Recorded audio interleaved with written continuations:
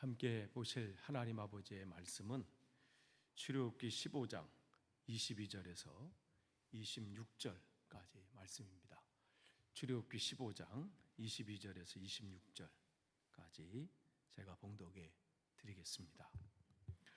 모세가 홍해에서 이스라엘을 인도하며 그들이 나와서 수르 광야로 들어가서 거기서 사흘 길을 걸었으나 물을 얻지 못하고 마라에 이르렀더니 그곳 물이 써서 마시지 못하겠으므로 그 이름을 마라라 하였더라.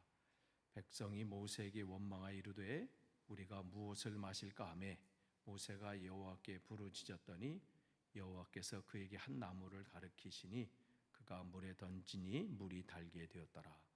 거기서 여호와께서 그들을 위하여 법도와 율례를 정하시고 그들을 시험하실세 이르시되 너희가 너희 하나님 나 여호와의 말을 들어 순종하고 내가 보기에 의를 행하며 내 계명에 귀를 기울이며 내 모든 규례를 지키면 내가 애굽 사람에게 내린 모든 질병 중 하나도 너희에게 내리지 아니하리니 나는 너희를 치료하는 여호와임이라. 아멘. 오늘 또 금요 기도에 참석하신 여러분들, 또 온라인으로 또 참여하신 여러분 모두에게 주님의 크신 은혜가 임하기를 축복합니다. 우리가 계속해서 지금 출애굽기 말씀을 나누고 있는데요. 1장서부터 11장, 그러니까 우리가 신앙의 내용을 이 안에서 얘기해 주고 있어요. 그래서 1장서부터 11장 주님의 은혜 가운데 우리가 주님의 자녀가 된 겁니다. 그러니까 우리가 주님의 자녀가 되고 내가 하나님을 아바 아버지라고 부르는 것은 어마어마한 일이에요. 우리가 하나님의 선택함을 받은 것 어쩌다 보니까 된 것이 아니라 그 전에 하나님이 준비하신 은혜가 있는 겁니다. 그래서 우리가 어린 양의 피로 구원을 받게 되지요.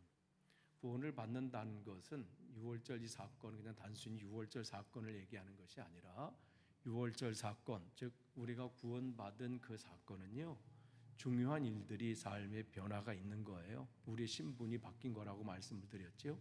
예전에는 바로의 종 노예였다면 이제는 상속자가 된 거예요. 그래서 하나님을 아바 아버지라고 부를 수 있는 것, 그런 큰 은혜가 우리에게 임하는 거죠. 그 다음에 또 뭐가 바뀌냐면 우리의 주인이 바뀌는 거예요. 예전에는 바로 왕이 나의 삶의 전부였고 내 삶을 책임지는 자였어요. 그런데 이제 어떻게 해요?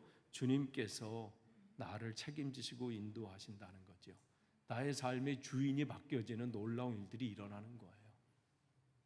그리고 우리의 인생의 목적이 달라지는 거예요. 예전에는 그냥 바로 왕에게 잘 보이고 바로를 섬기는 것이 그냥 그의 삶의 전부였어요. 그래야 뭐 거기서 살 수 있으니까요. 그러나 하나님의 자녀가 되었다는 것은 이제는 하나님 나라를 위한 군사가 된 거예요.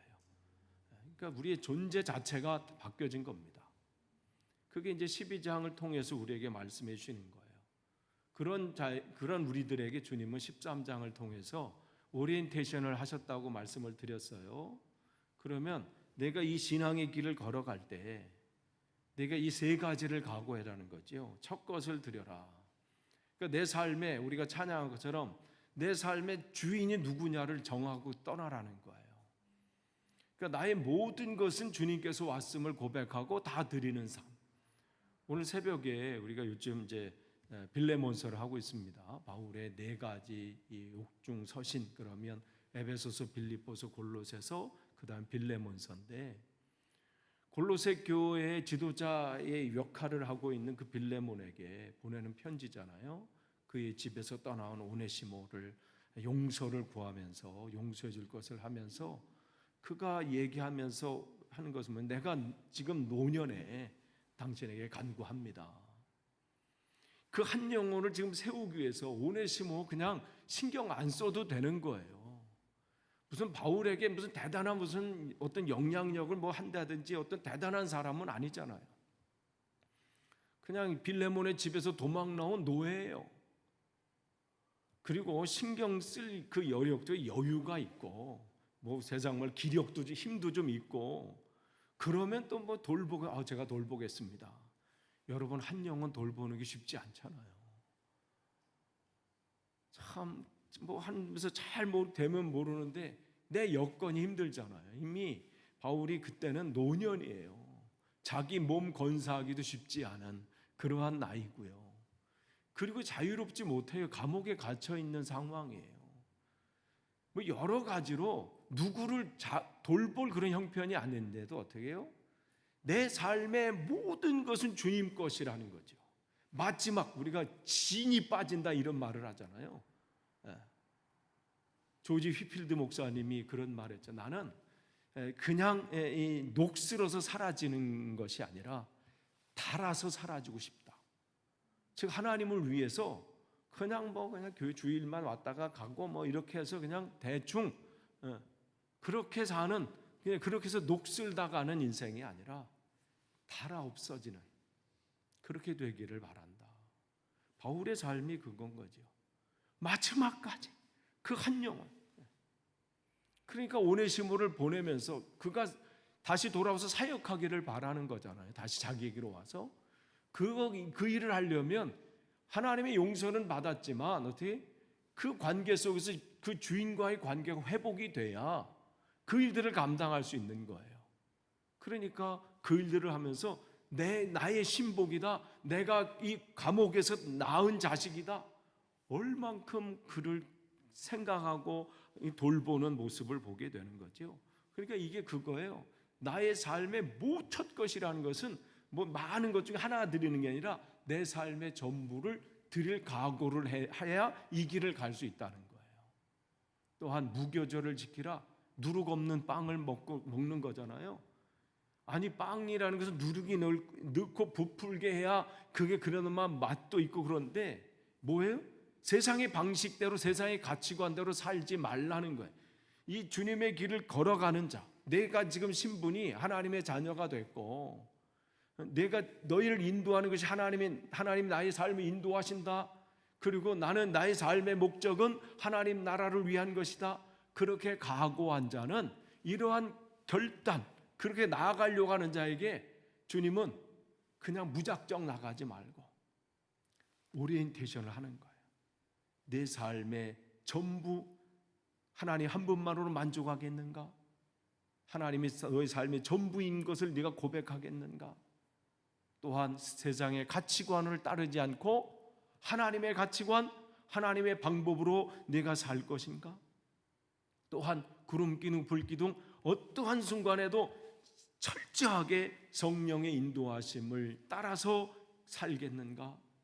그것을 지금 오리엔테이션 하는 거예요. 이것을 하지 못하면 가다 끝나요. 그러면서 이제 14장은 뭐 이제 세례 부분이 홍해 건너는 부분, 세례 부분을 얘기하는 건데, 우리가 예식을 통해서 세례를 받는다는 것은 단순히 뭐 그냥 됐으니까 또 세례 교육을 받았으니까 받는 것이 아니라 이제 그렇게 하나님 앞에 약속하는 시간이에요. 오리엔테이션도 받았어요. 내가 누구인지도 알았어요. 오리엔테이션을 받았어요. 그러면 이제 그 오리엔테이션을 받은 것을 이제는 출발할 때 이제 그야말로 출정식을 하는 거죠. 내가 그렇게 살겠습니다. 하나님과 약속하겠습니다. 그러고 출발하는 거예요. 그러면 그 다음부터 쫙 가기만 해도 모든 게 다 펼쳐지고 그냥 모든 게 다 열어지면 얼마나 좋겠어요. 15장서부터 18장까지 훈련이에요. 그때부터 주님이 우리를 이제 그 오리엔테이션 한 대로 내가 신분이 누구인지를 까먹지 않도록, 누가 너를 인도하는지 그거를 잊어버리지 않도록 순간순간마다 성령의 조명과 인도하심을 받도록 계속해서 우리를 훈련하세요. 훈련이 안 되면요 되질 않아요. 그게 몸에 배기까지요, 그게 쉽지 않아요. 사람은요 자기가 그러니까 이 편한 것, 그 다음에 익숙한 것을 따르게 돼요. 뭐가 해볼래도요 처음에 막 뭔가 이제 해볼래도 참 안 돼. 오늘부터 기도해야지 딱 하는 순간 어떻게 기도하면서 주여 하는 순간 가스불 내가 껐나 뭐 이성부터 뭐 생각나면서요. 오늘은 그래 다 점검했어. 막 가스불 다 해서 하다가 또 어떻게 지금 그 문제가 잘 돼야 할 텐데 이게 딴 데로 막 가, 삼천부로 막 가요. 그만큼의 기도하는 게 쉽지 않아. 왜? 사단이야 계속해서 내가 안 하던 짓을 하니까 얘가 웬일이야? 왜? 에? 그러니까 그 못하게 계속 방해하는 거예요. 그러면 어떻게? 그래 내일부터 하지 뭐. 아니면 어떻게? 거봐 난 안 될 줄 알았어. 막 이렇게 되는 거예요. 성경 읽을 때면 쉽던가요? 막 소설책 한번 읽을 때는 그냥 한번 생각해보면 소설책 저 한때 빠진 적이 있었는데 막 그 이문열의 이 삼국지 그 몇 권, 그 여러 번 읽으면서 어떻게 이렇게 막 이런 막 그림이 막 그려지면서 말이죠. 성경은 그러시던가요? 딱 읽을 때 막 그림이 그려지면서 뭘 그려? 창세기 때는 좀 그려져요. 그렇지. 레위기 가면서 이게 뭔 소리야? 외계어도 아니고 뭐가 몇 규빗씩 하다가 어떻게 해요? 잠시 덮는다는 것이 1년이 지나가고 이렇게 되잖아요.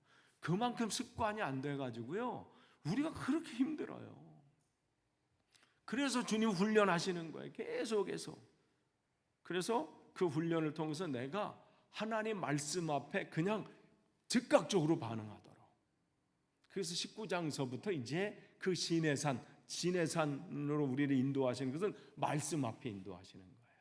그래서 여기 보면 그래서 이 광야를 5개의 이것을 거치게 하셔요. 우리가 예전에 한번 이렇게 짤막하게 설명을 드렸는데 이 광야를 통해서 우리가 계속해서 근데 여러분 요 단계 딱 끝나면 앞에 건 없어지고 바로 이게 아니에요. 계속해서 앞에 것도 끊임없이 내가 누구인지는 계속해서 여러분 기억하셔야 돼요. 나는 하나님의 자녀다. 내 신분은 하나님의 자녀다. 이것은 끊임없이 기억하셔야 돼요. 내 삶은 하나님이 인도하신다. 내 삶 속에서 끊임없이 나는 성령의 인도함을 받아야 된다. 그래서 끊임없이 그 다음 계속해서 나의 나의 삶의 모든 것을 하나님 앞에 드릴 준비가 난 돼 있는가? 끊임없이 자신에게 질문하셔야 돼요. 난 하나님 한 분만으로 지금 만족하는가? 아니면 거기에 플러스 이런 것도 좀 있어줘야 되나? 이런 건가? 그걸 끊임없이 나는 세상의 가치관을 따르지 않고 하나님의 가치관으로 따르기로 지금 결정하는 삶을 사는가? 아니면 적당히 타협해서 사는가? 끊임없이 그것을 바라봐야 된다는 거지요. 나는 끊임없이 하나님의 인도함을 받는가? 그러면서 계속해서 그때마다 한 단계 넘어가면 그 훈련에서 조금 더 단계는 그거보다 좀 강도가 높은 훈련, 우리를 온전한 자로 세우셔서 하나님의 귀한 일꾼으로 하나님의 사명, 하나님의 나라를 확장하는데 사용하시기 위해서 그러시는 거예요.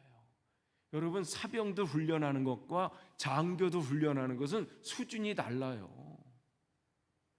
우리 군대 가서 신병들은 어떻게 처음 가면 경례만 연습해 서로 바라보고 이게 뭐라고 바라보고 충성 그럼 처음엔 이렇게 하기도 하고 뭐 이렇게 하기도 하고 뭐 자기 마음대로 그걸 또 앞에 이렇게 봐줘 이렇게 해서 여기 보이면 안 된 이게 뭐 이렇게 중요하다고 그냥 해가지고 눈썹 밑에 어떠고 막 이렇게 뭐 여기 각 의자 밑에 모자 여기다 해서 이렇게 하는데 그렇게 계속 훈련을 하는 거예요.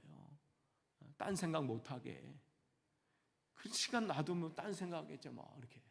그러니까 계속해서 돌리고 굴리고 뭐 이렇게 해서. 하나님도 마찬가지죠. 오늘은 이제 요 16장 신광야까지 할 텐데 이제 수르 광야가 처음에 나와요. 15장서부터 이제 5개 광야가 이렇게 나오는데 수르 광야예요. 수르 광야에서 이들이 겪는 것은 뭐냐면 마라의 쓴물이에요. 그러니까 그들이 이제 하나님이 오리엔테이션도 받았어요. 홍해를 건너가서 야 이제부터는 이제 하나님의 인도하심 속에 어마어마한 이제 체험을 하게 되고 건넜잖아요. 그러면 어떻게 이제부터는 하나님이 인도하신다고 하셨으니 보자. 그래서 쫙 가는데 어떻게 해요? 목마른 거예요. 기대한 것과는 달라. 이 정도쯤 이렇게 했으면 하나님 알아서 뭐 물도 이렇게 해주시고 해야 되는데 가는데 어떻게 해요? 쓴 물이 앞에 있는 거예요. 물이 있어요. 목마르다고 앞에 물이 있어서 야 드디어 하나님이 예비하신 물인가 보다 하고 가서 먹는데 그 물이 어떻게 해요? 쓰다 그랬잖아요. 그러니까 신앙의 길 때 첫 번째 훈련은 뭐냐면요. 내가 기대한 바가 무너졌을 때 우리가 살다 보면 기대하는 바가 있어요. 이럴 때는 이렇게 됐으면 좋겠다. 요 문제는 이렇게 해결됐으면 좋겠다 라는 기대하는 바가 있는데, 그러한 기대하는 바가 무너졌을 때 우리는 어떠한 모습을 가져야 되는가? 하나님은 그 부분을 훈련시키셔요. 내 욕망과 욕심이 아니라 하나님이 어떻게 인도하신지를 보게 하시는 거죠. 그래서 하나님은 의도적으로 이 광야로 그들을 이끄시는 거예요. 이 훈련을 거쳐서 진짜 내 삶을 인도하시는 분이 누군지를 그냥 오리엔테이션하고 그냥 앞에 각오했던 걸로 아니라 그게 내 삶의 몸이 되고 체질화가 되고 습관화가 되도록. 그러니까 아까 말씀드린 대로 사람은요 본래 편안한 걸 원하고요 익숙한 것을 원해요. 그러니까 계속해서 예전 거로 돌아가려고 하는 거죠. 그러니까 이들도 마찬가지 아니에요. 조금만 문제 생기면 어떻게 과거로 돌아가자는 거예요. 그 바로 때 거기 애굽에서가 좋았다는 거예요. 그렇게 부르짖어 놓고서 그런 상황이 된 거죠. 그런데 주님께서 그들 가운데 문제를 해결해 주시잖아요. 나무를 집어넣어라. 지난번 말씀드렸을 때 그 나무는 뭘 의미한다고 그랬어요? 십자가를 의미한다고 말씀을 드렸어요. 그러니까 인생에 여러분이 기대하는 바가 무너졌을 때 우리가 바라봐야 될 것은 뭐예요? 다른 게 아니에요. 내 기대하는 바가 있으니까 더 큰 기대를 잡자, 이게 아니고 다른 것을 쫓아가는 게 아니라 십자가를 바라보는 거예요. 주님을 바라보는 것이죠. 인생에 살다 보면 기대감이 무너질 때가 있어요. 시작할 때 기대감으로 시작을 하죠. 이제 학생들 한 학기가 이제 시작이 됐어요. 그래서 한 걸음 한 걸음 지금 나아가고 있는데, 지난번에 온유한테 물어봤어요. 야, 온유야, 학교 생활 어떠냐? 이렇게 물어봤더니 뭐라고 하냐면 뭐 친구들 뭐 새로 사귀는 아이들도 있고 뭐 그런데 혹시 물이 없으신가요? 물.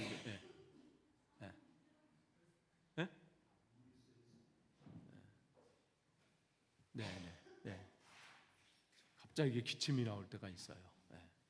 그래서 온유한테 했더니 온유가 얘기더라. 뭐 다 좋은데요. 가방이 너무 무겁다는 거예요. 그 가방을 뭐 집에서부터 한 20분 걸어온대.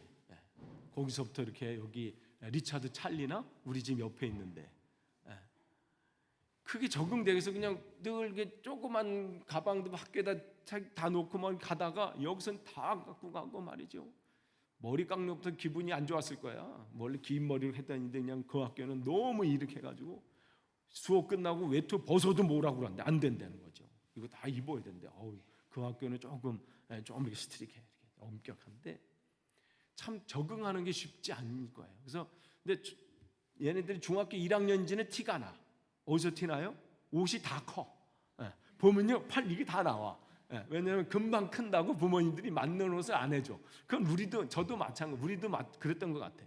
애들 처음 갈 때는 꼭 다 커. 팔이 이렇게 나와 이렇게. 그리고 안 어울려. 옷이 다 크니까. 그렇게 적응해 나가는 거예요. 친구도 만나야 되죠. 얼마나 그 친구 사귀기가 어렵겠어. 자기 친구들이 몇 명 있대. 초등학교도 온 애가 있는데 반이 다 다른데. 그래도 친구를 사귀는 거 또 뭐 여러 가지 그 일들, 아니 우리가 초등학교에서 중학교 가는 것도 어렵고 또 중학교에서 또 고등학교 가서 적응하는 것도 어려운데 우리의 인생이 내 마음대로 살던 그런 삶을 주님이 내 삶의 인도자라고 고백하고 그 길을 가는 것이 왜 뭐 그게 쉽겠어요? 그 안에서도 그래서 훈련이 필요한 거예요. 그래서 내 삶에 그것이 습관화가 되고, 그래서 주님께서 내 인생에 어려움이 찾아올 때, 일이 뜻대로 안 풀릴 때, 기대감으로 다가섰는데 그 기대감대로 되지 않고 절망감이 내게 찾아왔을 때, 정말 뭔가 잘해보려고 했는데 또 그 사람 때문에 그 사람이 또 태클 걸 때, 정말 힘든 일들이 우리 앞에 있잖아요. 그럴 때 어떻게 해요? 그때 십자가를 바라본다. 십자가를 바라본다는 것은 뭐예요? 끊임없이 내 삶을 되돌아간다는 거예요. 주님께로 돌아간다는 걸 회개라 그래요.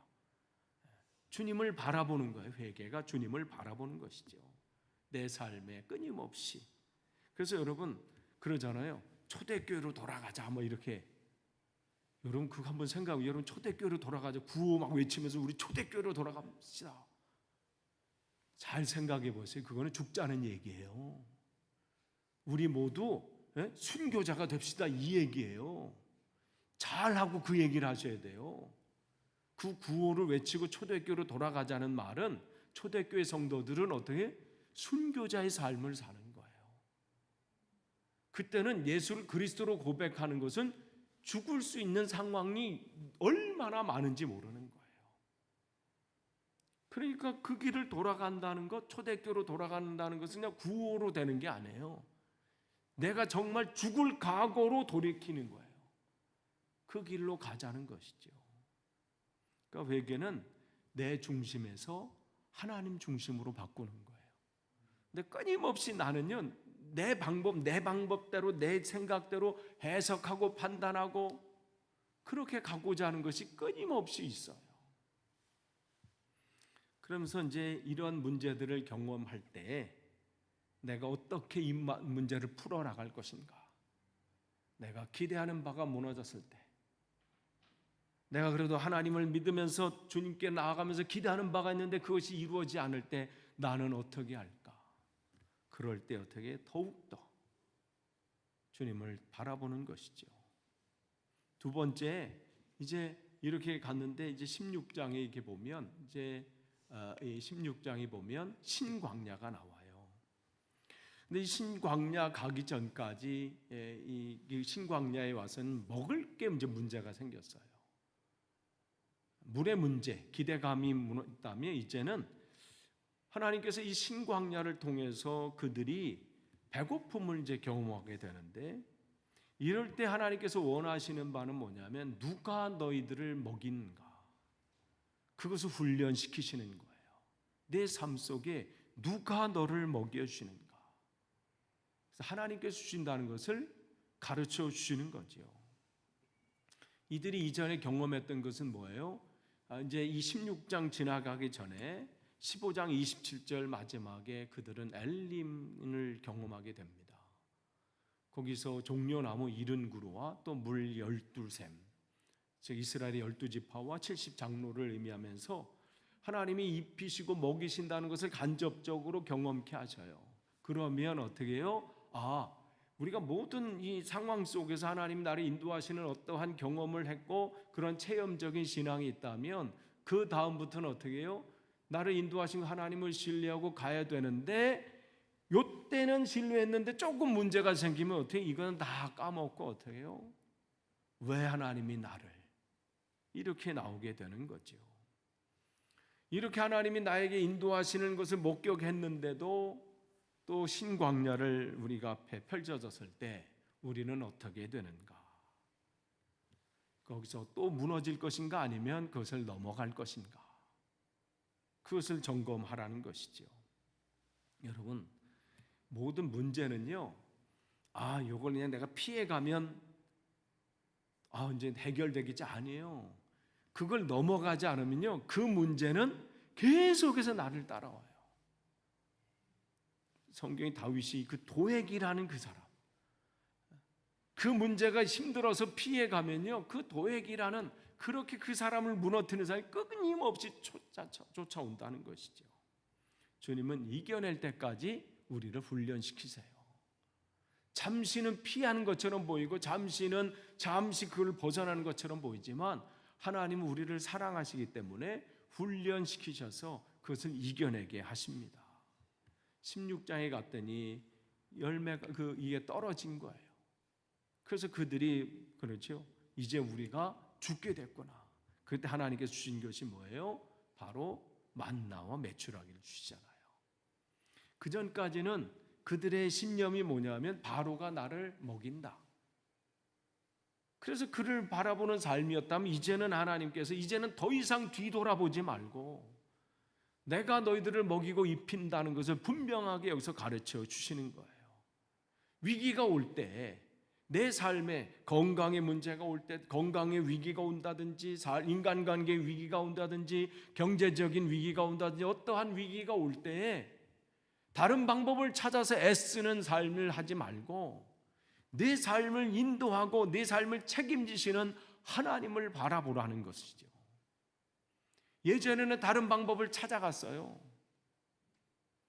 바로에게 더 잘 보이려고 했고 아니 다른 세상적인 방법을 찾아갔던 그런 삶이라면 이젠 주님께서 어떻게 해요?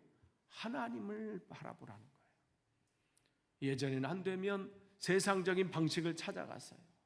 무슨 누구에게 더 아부한다든지 잘 보이려고 하고 어느 줄을 서려고 하고 세상적인 방식으로 해결하려고 했다면 이제는 더 이상 뒤돌아보지 말고 바로를 기대하지 말고 하나님을 바라보라.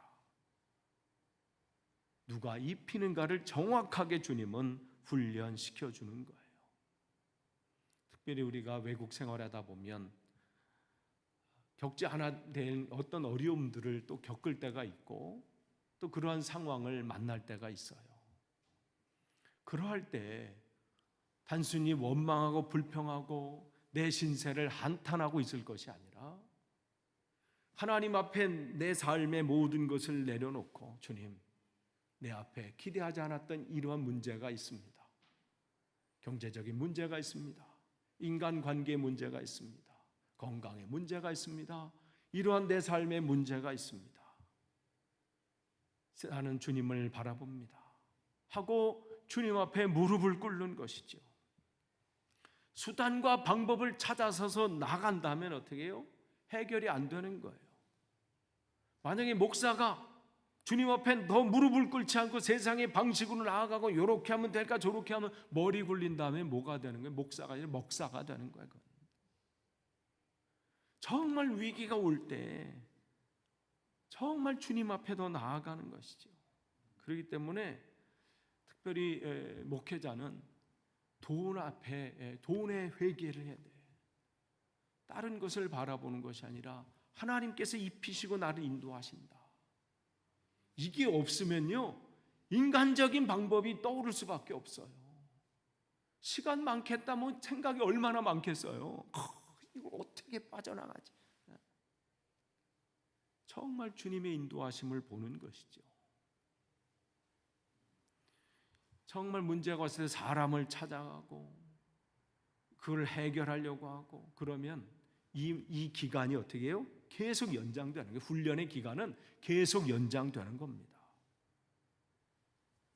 여러분이 사도행전에 나오는 그 초대교회 어느 때 성령의 역사가 나타났던가요? 그들이 하나님 앞에 온전히 섰을 때 역사가 나타나는 거예요.